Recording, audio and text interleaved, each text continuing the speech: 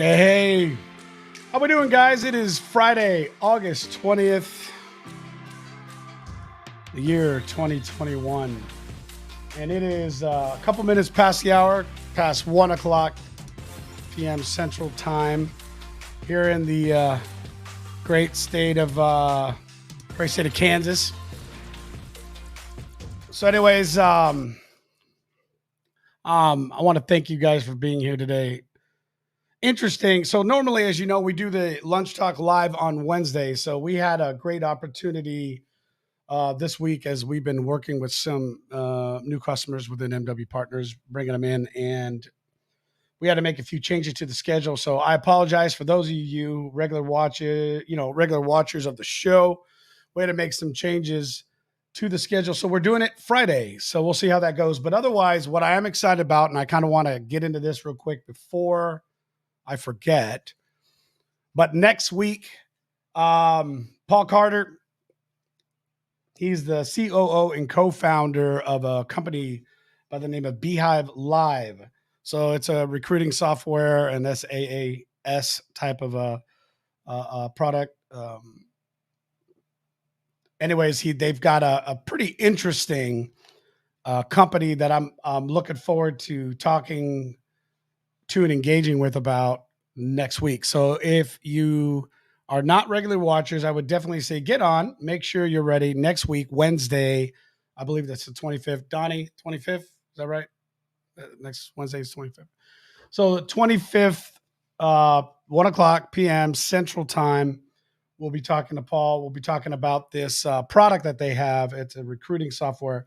But the reason why I'm excited about it, this isn't about the business, but it's more importantly about the business of finding individuals, finding the right type of people to work with, and being able to help companies find their contractors and finding the right resources. So this is kind of one of the things that I found interesting this past week. So I forget what day I had seen it, but the article was posted on August 13th. Let me share it with you. Let's see if I can do that there. There we go. So, oh,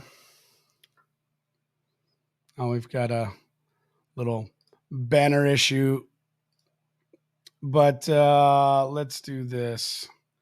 I always love trying to figure out how to make this work. Erica, do me a favor, drop that overlay for me. So a new Oregon law comes into effect here recently. Again, posted on August 13th. Oregon Governor Kate Brown, and I have a really interesting position on this, and I've read probably about 6 or 7 articles. Here's the problem. I didn't see any of this really being broadcasted in the news as much as I thought it would be. But a new law came into effect suspending graduation requirements. So reading and math requirements have been suspended in the process of Oregon for the year of 2022 and 2023. For high schoolers finishing up their education right now in the state of Oregon, they've suspended those testing requirements. So let me get into it and explain what I mean by that. So as I look deeper into this particular law, what I found interesting simply was that this particular Governor Kate Brown, their department's press section and a group that puts this information out, they didn't advise the state till almost 2 weeks later that the bill had been signed or had been passed, and it seemed to have been passed in a very quiet manner. So, all right, I'll get into my position on this and essentially why I find this concerning.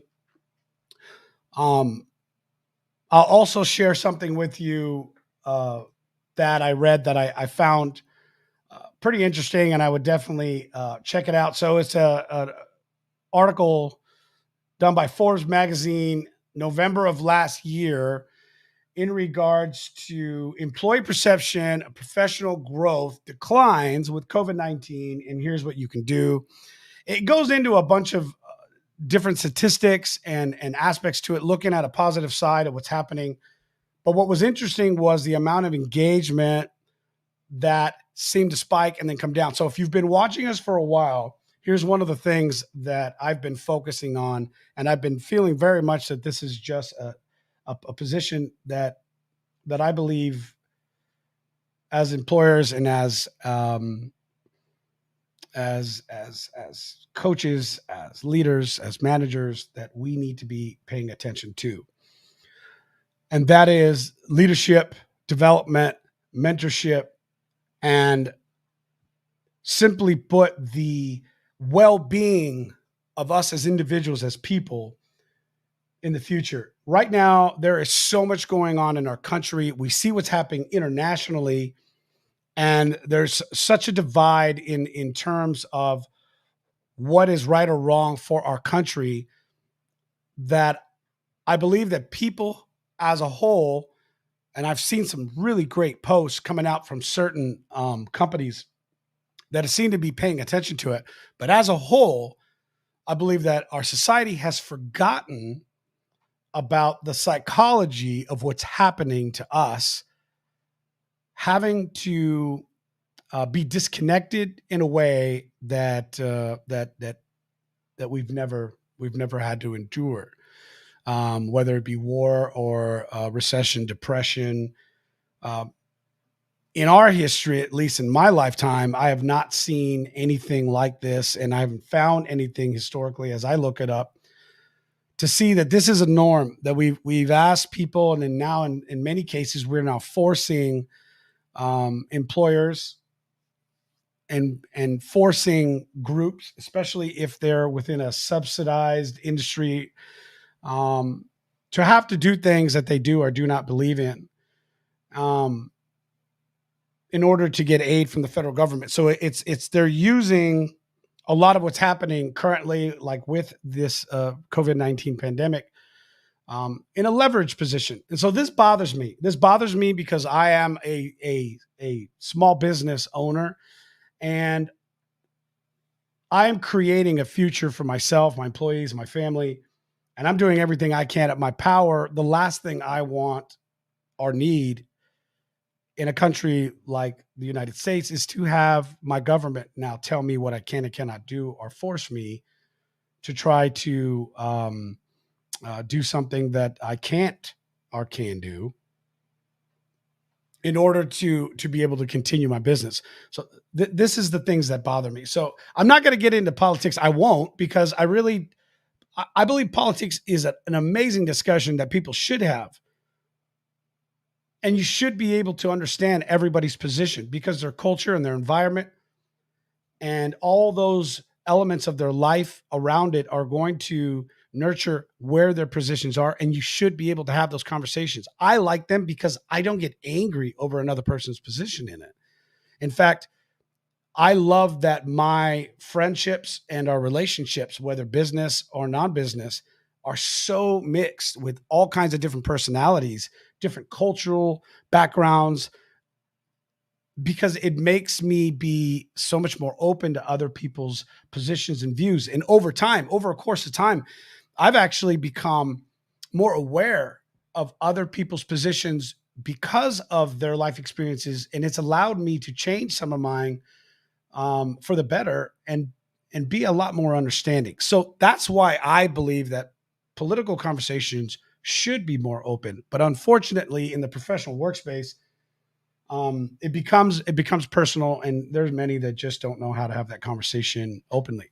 So I want to make sure you understand that. For me, you're not going to get this from a political spectrum, but here's what I am going to speak to you on. I'm going to speak to you from the point and the platform of a father of six. So for those who don't know, I have six children, and the ages of my children, here in a few weeks, my oldest will be 22. Very proud to say he is also working within the wind industry.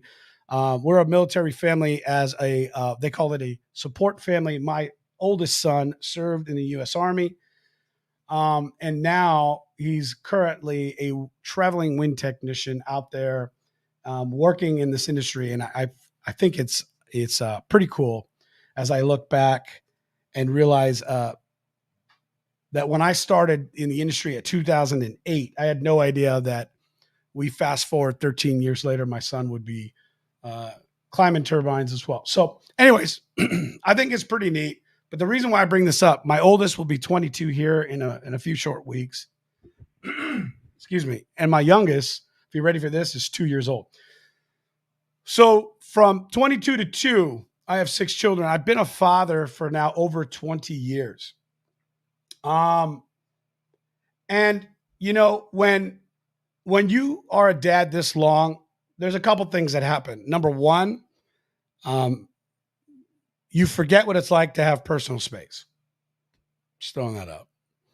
But the thing that's becomes very interesting is my children have been born in two separate generational groups.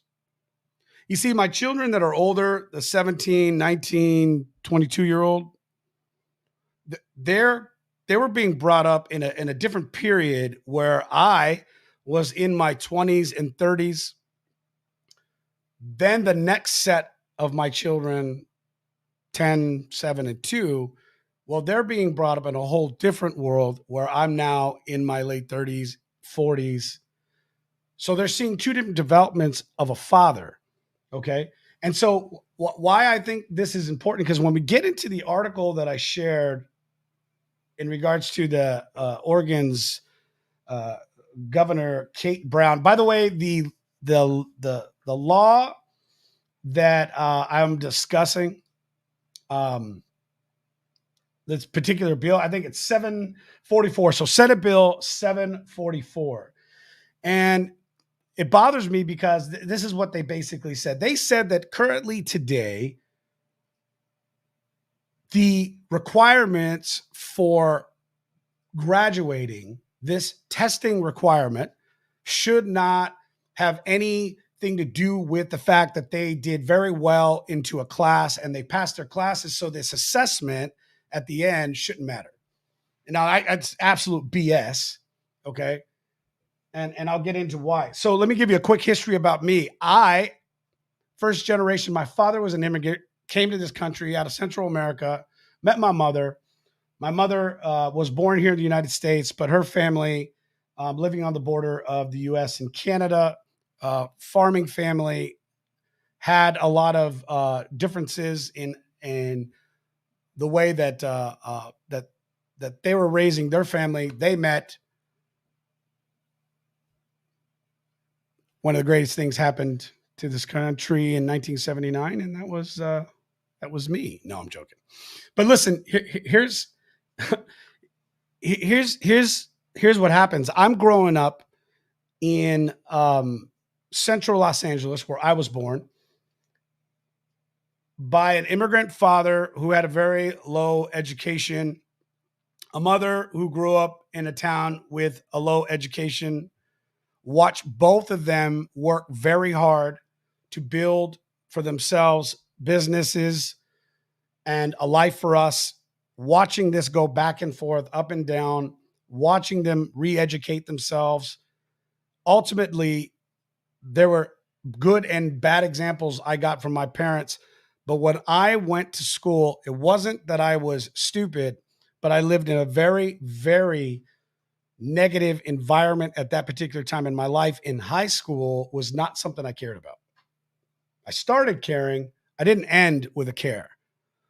I barely graduated high school. I graduated, I believe, with a 1.68.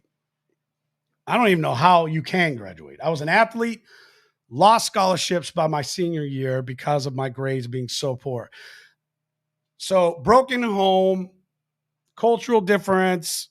You know, I'm a person of color, is what they call.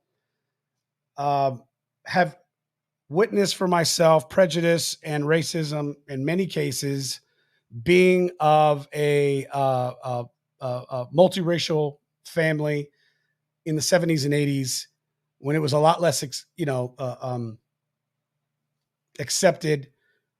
All of these are wonderful excuses that I could have lived by. And my parents, the one thing I will absolutely tell you that I'm so grateful for is that they never even spoke about this in a way that allowed it to be a crutch or an excuse. The only reason why I identify these things today is because I can look back now, looking at this new rise in generation, constantly holding these as badge of honors that hold negativity to their own growth. So here's what happens. I barely had graduate high school. I have a troubled youth.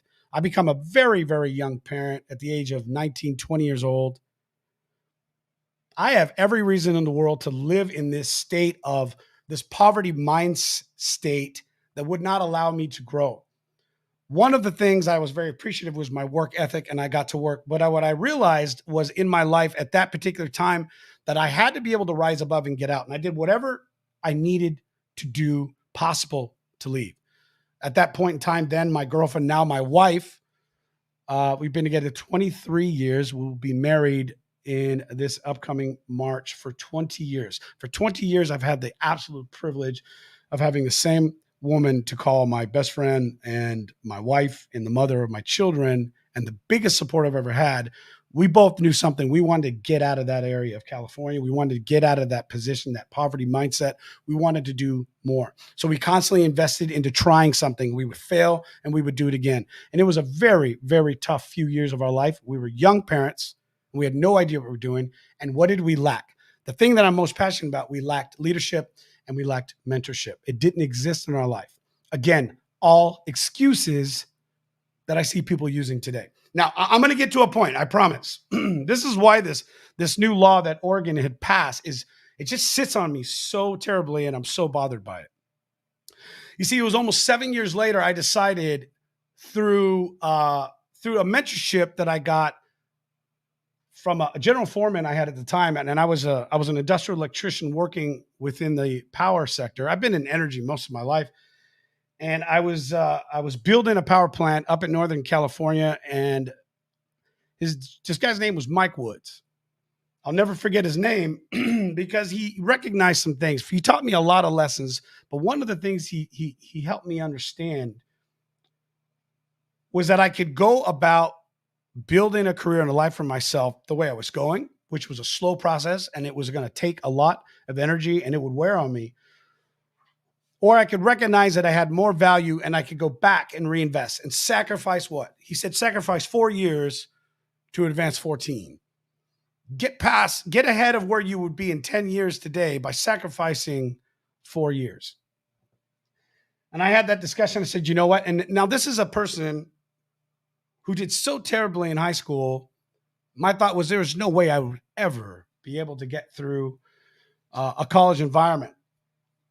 So we relocated our family back into Southern California where we had some connection. We had family and friends there, so at least we wouldn't be alone. And I decided to go back to school.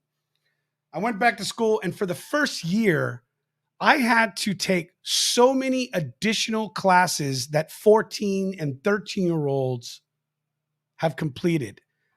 And you want to talk about being embarrassed. At this point, I'm a father of 2. I've been in my career for quite a few years. I'm an adult. 23, 24. I'm not going to try to figure out the math. I mean, I was still young when I look at it as perspective wise. I had to take classes like Algebra 1 again. And I was going for an electrical engineering degree. So I was going for a double E. And I had to take courses that really embarrassed me. But you want to know something? As this particular time in my life, 6, 7 years later, I didn't really give a crap. You see, I wasn't doing it for them. I was doing it for me, and I was doing it for my children. So for 3.5 years, I went to school full-time, worked full-time, and literally was never home. 7 days a week, 3.5 years. I traveled for hours down into this areas. If you understand Southern California, you know it. I'm living up in the high desert, traveling down to Corona, Chino, all around the Riverside, San Bernardino, and LA County areas to work as a private contractor. I would go work, do little jobs here and there, pick them up morning, afternoon, evenings to fit around my class schedule. I graduated with my electrical engineering degree with a 3.89. I maintained a 4.0 for almost the entire 4 years. but in the process had a third child and built my first company, which hurt some of my grades. Here, let me tell you why this matters. I didn't get any smarter. See, I learned some areas of work ethic and I learned how to develop myself better. I learned how to apply myself because the real world was teaching me what I needed to understand.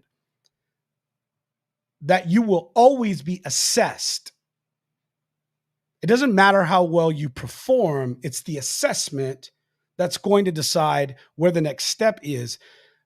Mike Woods had came up to me one day, and I was a very good electrician, but I was not dependable because I didn't take a lot of the things serious in my life at that particular time. He looked at another technician or electrician that was there. He was a worker and a laborer, we called. And so he said, Rigo, if I had to let somebody go, I would let you go before I let that laborer go. And I said, he can't do anything I do. He goes, I understand that. He said, but I know he's going to be here day in and day out.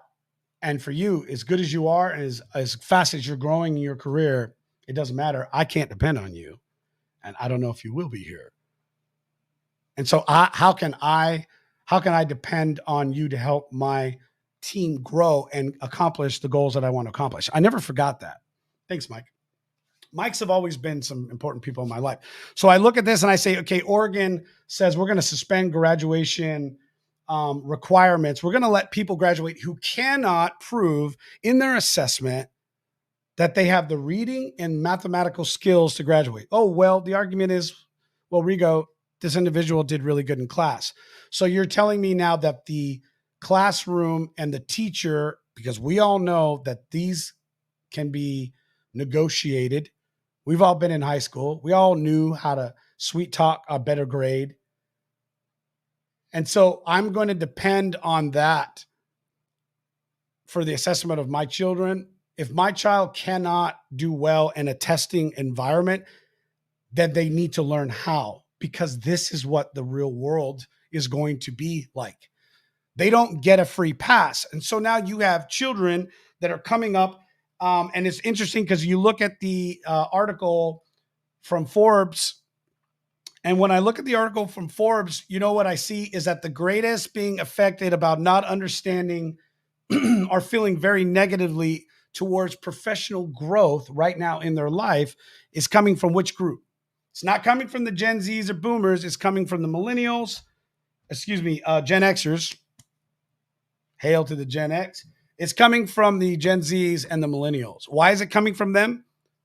Well, everything that we're doing now in pandering for our children and for the future generations is creating this weakened environment that says, don't worry, you don't have to work harder or prove yourself. We're just going to go ahead and give you a free pass. That doesn't happen in real life. And so now we're lowering standards. And I've been talking a lot about this environment where we offer leadership and we offer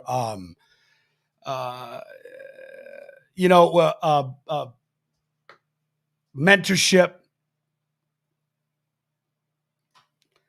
And so I look at this and I say, if this is what we're about, and we have a generation of people that need to have new leaders step up, especially today, in an environment that the future has become so unknown, that we need to be positioned in a place where we're being aware that this cultural change is going to change how we respond and how people learn and how people engage. Then why are we lowering standards versus looking at a way to improve processes to give us a better working class? So in the most critical ages for preparation, we're teaching children that all they have to do is do okay here, but there's no test at the end. Listen, I hated tests. Again, remember, I was not a good student. I struggled. massively. And so the argument is, well, for those in low poverty, and why is it? Let's get into this. Why do you think that minority, like myself and others, a minority or low income, a poverty, why do you think they do poorly in these situations? Do you think it's just because they're a person of color, or is it because in some of these places the statistics are showing us that there is a lack of what? There's a lack of leadership and mentorship. Growing up in California, there really was no dominant anything. I love, as tough as it was, I love the environment I grew up in. You see, I never looked at color as anything. It didn't, I mean, we literally were a melting pot of people. It was something that I absolutely loved. Having friends from all different types of nationalities, colors, male, female, even sexual preferences. It didn't matter. I didn't grow up with a bias or hatred towards anybody's individual choice or how they were born. So when I hear people use this as an example or an excuse or a reason, it bothers me. It bothers me a lot because I was there and I didn't allow that to affect me. Even later in life, when I experienced it in different positions, why would I let somebody dictate how I'm going to behave, how I'm going to grow, how I'm going to treat you because they have a problem? That's their problem. And yeah, it would make life difficult sometimes. So then move. Well, why should you have to move? Why not? Why would you want to be there? So I would leave. I would leave an organization or I would leave the area. And my future grew exponentially.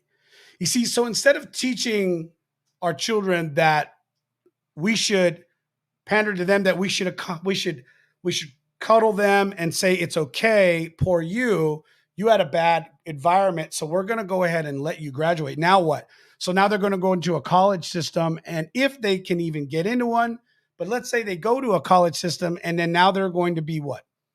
Absolutely destroyed because they couldn't even learn how to pass a high school assessment. And now they're in a college scenario and they are failing miserably because this is how it's done. You're assessed, it's a testing process. What about the real world, the career side? You're going to be assessed, you're going to have reviews. And so my fear is, what are we doing? Are we weakening the future growth of our of our markets, of our industries, by lowering standards and continuing to allow people in because we're going to uh, we're going to try to be sensitive to the fact that somebody didn't have the same opportunities as you. To me, I'm like, listen, you're getting a lot of real me here. To me, it's a boo hoo.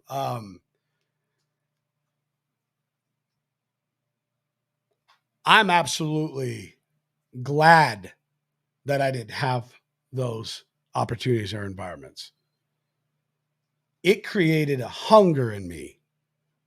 See, each level I achieved, each business I started and failed in, and then the next got better and better. My failures got different, but I started learning how to make them opportunities to become greater at what it was I was doing.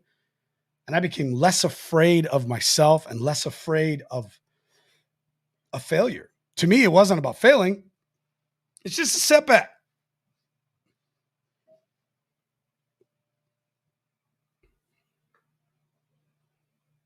I got some crazy comments coming in. Who's controlling the comments? Because I'm going off on a rant. I don't want to interrupt. Yeah, listen, just got to make sure to drop them in. Let me know because there's some good stuff. There's a lot of stuff. You guys are dropping in a lot of comments. I really appreciate it. I want to be able to respond. I was running on a run. Let me know what you think. I just it bothers me when I see this. Again, you guys, I have I'm coming from the position of a father and a business owner. Okay. I have a business I've built from nothing, and this is not my first time.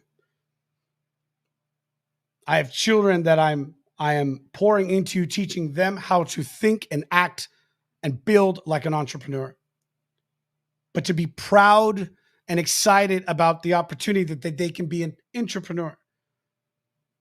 So I've raised children that have served in the military and now are in the workforce.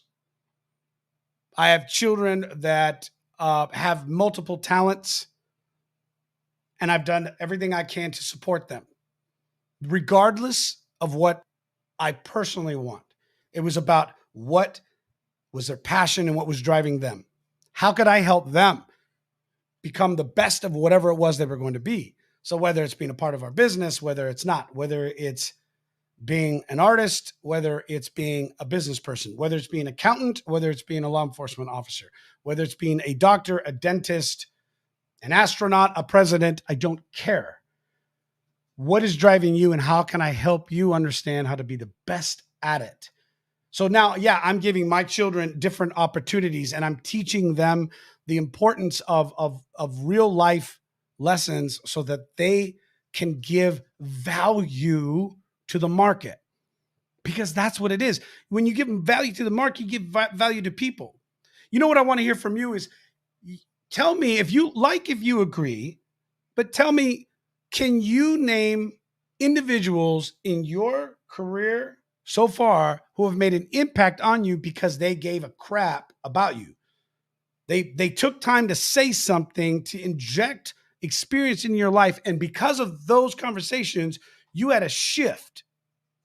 I'd like to know that. Listen, if you are watching right now, do me a favor, hit like, hit subscribe. If you're on our YouTube channel, let us know what you think. Follow. It's a fairly new channel. We've been around a little bit, but we haven't done too much with it. But we're getting ready and we're building a lot more. I mentioned to you guys here just the other week, but we're MW Partners is getting ready to move into a new location. I'm so excited about it. We're expanding and growing. We're about ready to get into a new studio. So for our clients, customers that we work with, this is going to be fantastic. From our creative side, the amount of work and ability to do better for them. So it's just going to be tremendous. But I want to know that you're watching. Drop a hashtag live in the comments for us, whether you're on LinkedIn, Facebook, or YouTube.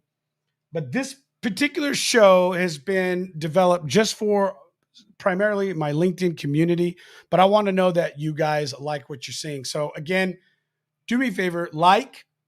If you're not following me, follow me. If you haven't subscribed to our YouTube channel, please do so. Erica, if you can, drop the link into the chat for those who are not talking to us through YouTube, but drop the link in, and that way we know that you guys have a path to find it. Also, if you want to know the next time we go live, there's two things you can do. You can hashtag live in a text to 316-799-780-8052. Excuse me. Let's do it again. 316-799-8052. You either hashtag live, and I'll tell you when I go live on any of our platforms, or if you just want to know about Lunch Talk, then hit lunch, hashtag lunch. Same number, 316-799-8052. So that drops right here to my cell phone. It's a program we use called Community. It's an amazing chat function, and it lets us know what's going on. We've got a lot going on, so I apologize if I miss you guys' text, if I'm not watching. And I also want to remind you again about next week. So next week's show, we've got Paul Carter. He's the CEO and co-founder of a company by the name of Beehive Live. So they've got a software that focuses in recruiting and connecting contracts with those looking for and those who are fulfilling the contracts within, I believe, the renewable energy space. They're in the renewable energy space along with myself, but they seem to have their profile in quite a few states. So I know that both Paul and Dave, the founders of this company, are regular watchers of the show. So I'm really looking forward to having Paul on as we talk a little bit about his business, not because we're sitting there to promote, just, that's not what this program's about. These are not sponsored. Anybody I have, we don't get sponsored by any of them. It's because I find what they do interesting, and I want to know what challenges they are facing in their area of the business. And so I think it's really interesting to watch companies being developed right now. There was especially, during COVID, there was a comment I seen and I had reposted a couple of years back, but it basically said during this particular time, this lockdown, if you don't come out of this with a new skill, I actually forgot all of how it said, but it was essentially a new skill, a new business, or more money, then you didn't lack knowledge or an ability. You lacked the will to do it.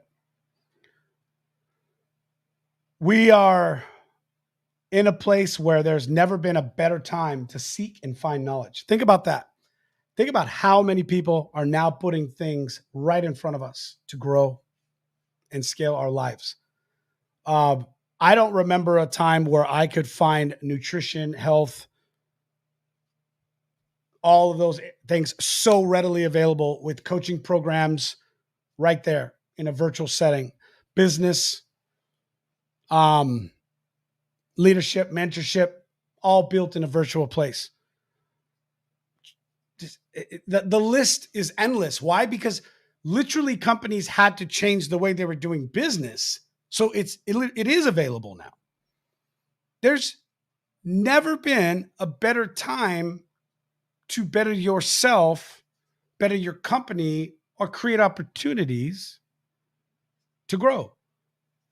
So this is why this is so important for me. Because then I'm looking at everything and I'm looking at this not just for my employees, but my children who are in the workforce. I want to make sure that they are not negatively affected by a cultural change so dramatic that we don't know how to behave yet. We're doing our best, but I think we can do better. I don't think we're doing enough. As industries, as from a corporate standpoint, industry, a market standpoint, I think we could be doing a lot better to understand the effects that this is going to have and the dynamic that it's going to change for the future. And that's what I want to challenge people to do. And that's what I'm trying to do for myself. How can I create that environment to make people around me better? So, I don't know. What do you think? Don, what do you think? Donnie asked me earlier, the challenges. Yeah, I bet, Dave. I bet. Donnie asked me earlier, hey, Dad, you got to, by the way, if you don't know Donald, he's works for us. So I love having my children who are now in their careers excited about what they're doing, and they're part of our business. They're part of our company. They're essential. They can run circles around adults. That's what I love about it, their skills. But I don't want to get into that. That's just, truth is truth. Maybe I'm boasting, but we'll see. But he goes, "What are you discussing?" I said, "I got some stuff." I've been heated about this little article I read for days. It just bothers me. The thing that actually bothered me, not in an angry way, in a sad way, was to watch so many people within the Reddit community and different stuff, but around that state, there were so many folks excusing and actually praising this. And I'm looking at it going, but you're lowering a standard. Well, yeah, but it's too tough for our students. They work so hard and then they fail these assessments and they can't graduate. Then they didn't really work that hard. Is there something wrong with the assessment? Maybe. But we're talking about reading and math. Are we lowering our teaching standard?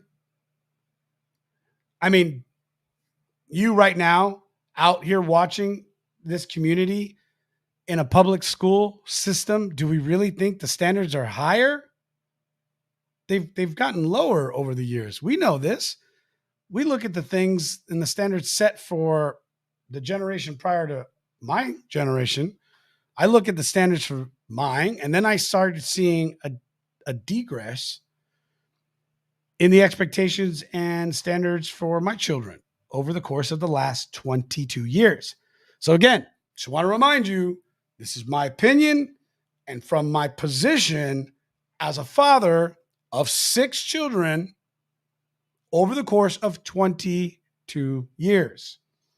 And I will still have another solid 18 years of influence into my children by the time I am done. So I will be well into grandchildren while raising my children. This is my life. I love children, and investing into young people at any level, at any age, the knowledge that I've learned, leadership and mentorship is such an important thing for me that when I see somebody say, this is better that we lower standards, I'm saying, you are now creating a workforce that's going to go into these markets. And as an employer, I will have to continue to lower my standards because what? I am now forced to only select from a pool of low producing, low educated employees, and their expectations for a living wage and an environment continue to increase because they've been pandered their entire life. So I don't know. That's me. Remember, it's up to families to set standards of kids before they enter school. I agree. This is why we have set our standards very strongly, and which is why we educate our children on many things ourselves. This is why my children advanced their way through school and got done faster than most so they could get to work and learn real world problem solving solutions. It's also why we have, from the last 22 years, more than half the time, continue to educate our children in a home or virtual environment where we can help them be better at pushing themselves. So I believe that, Mr. LinkedIn user. Sorry, I couldn't see who it was, but listen, each of you have to do what's best for your family. But I have a lot of friends and family that I love very much, and they don't have the privilege or opportunity to be massively integrated in their children's education like they would like to, because they're in positions where there's 2 working parents and there's not a whole lot of time. And there's trust that's out there that's given to these school systems and educators to be challenging our children for the best. So I'm sorry, but I don't care how much I try to teach my child. If the school system is saying, doesn't really matter, we're not going to do any assessments for you on reading or math or any of these important factors, you're going to go ahead and graduate. Let's be real. Children need guidance, and they need encouragement, and they need a little bit of pressure, positive. And if they don't have any, because they're going to graduate anyways, because a school system is giving up on them and saying we're going to lower the standard, right? Just saying. Now, this is more of an opinion today. Yeah, it's more of it's just something I thought, and I just wanted to share with you guys. I'd really love know your thoughts. So do me a favor, if you're watching this again, if you're watching this live, hashtag live, drop it in the comment right now. I know I see plenty of you watching. I don't see a whole lot of hashtag lives. I need to see it. You know what this does? This helps share. If you like what's going on, share this with your friends. Follow, like, subscribe. They're all out there. I want to know what you want to learn. So, in the realms of business, entrepreneurship, leadership, sales, marketing, those things. This is what I'm about. That's the business that I'm in. Shoot, I'm happy to get into discussions in regards to parenting. I don't know if my answers are right, but so far so good. Um, uh, that alone is a challenge in itself. The most rewarding but greatest challenge I've ever faced in my life, and still going through it. So, but anyways, I'm glad that you're here. I wanted to bring that up. I want to talk again. Don't miss next week, and we're still working on bringing some other guests on. This is something we're going to get better at as we get further down the line. And we get into our new studio. We haven't done too much yet because we still got a lot of work to do. But next week, Paul Carter, COO and co-founder of Beehive, Beehive Live. You can check them out on LinkedIn and check their website. I haven't done too much with them yet, but I'm excited to see what their challenges are. What are they into? And they're in the people space. They're also in the technology space. And I think it's interesting that they're bringing some level of marketplace to our industry. So I'm really curious. I want to see what this is like and what it's about. We're working on bringing a couple other guests as well, because again, the topics that we like to discuss are leadership in the workplace. We want to talk about the mental health and the physical health and safety of the people that we have in the field. I work in the renewable energy sector, so this is a primary space that I like to focus on, but there's so much more out there. There's the oil, gas, and there's hydro, and there's solar, and there's, oh gosh, the list goes on within the energy sector, but it's a lot of unspoken, unseen heroes in this space. Being somebody who's come from the field myself and grown up through this industry, I've witnessed a lot of this myself. There's some really incredible men and women in these industries.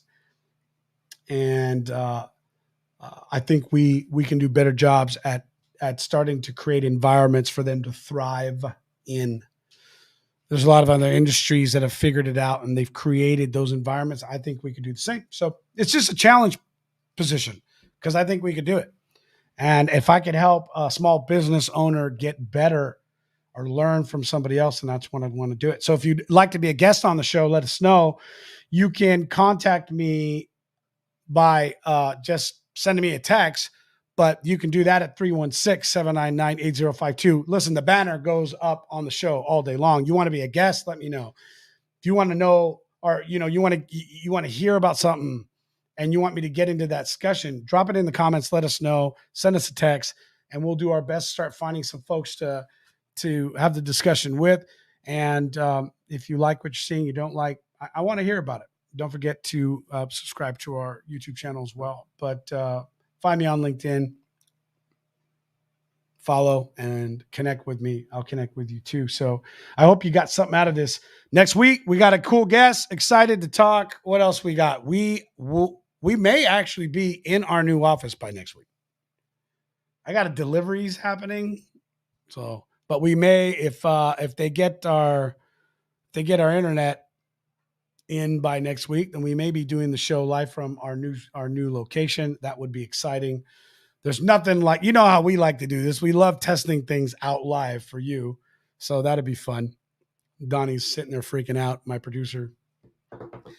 I got the articles. I can put the links in. Maybe after we'll drop the links in and the articles that we were talking about. But if you have any comments on this, let me know too. You can follow up. If you're watching this on a replay, do me a favor, do a hashtag replay. If you're not watching it live and you're watching it later, let me know that you watched it after the fact and tell me what you think. Do you like Fridays better for this show too? That's one of the other things I do want to ask. What's going to be the best day to do this? Should we do this Wednesdays? Like we have been. I've been trying to do it on a hump day. I'm not gonna lie, I kind of like this on a Friday because you know what? I kind of button up my day and you guys can go, maybe do we need to do this earlier? Hey, all of these things I want to know.